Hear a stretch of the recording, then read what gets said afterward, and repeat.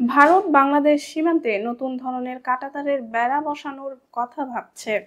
Tripura ফ্রন্টিয়ারের BSF IG আলোক কুমার চক্রবর্তী জানিয়েছেন, সীমান্তের বহু জায়গায় আগে বসানো বেড়াগুলোর মেয়াদ শেষ হয়ে গেছে এবং বিশেষ করে ত্রিপুরা অংশে অতিবৃষ্টির কারণে অনেক জায়গায় এগুলো ক্ষতিগ্রস্ত হয়েছে। তাই পুরনো বেড়া সরিয়ে নতুন ডিজাইনের বেড়া বসানোর উদ্যোগ নেওয়া হয়েছে। ভারতের স্বরাষ্ট্র মন্ত্রণালয় বিষয়টি গুরুত্বের সঙ্গে বিবেচনা করছে এবং বিএসএফ আশা করছে খুব শীঘ্রই নতুন নকশার বেড়া বসানোর কাজ শুরু হবে। এতে সীমান্ত নিরাপত্তা আরো জোরদার হবে বলে ধারণা করা হচ্ছে।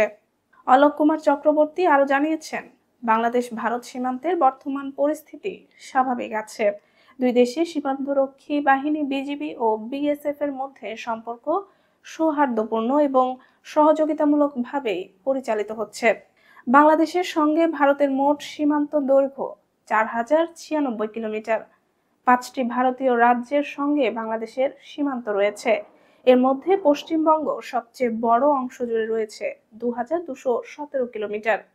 এরপর Tripura 856 kilometre, Meghalaya 443 kilometre, Mizoram 318 kilometre এবং আসাম 262 কিলোমিটার সীমান্ত নিয়ে রয়েছে।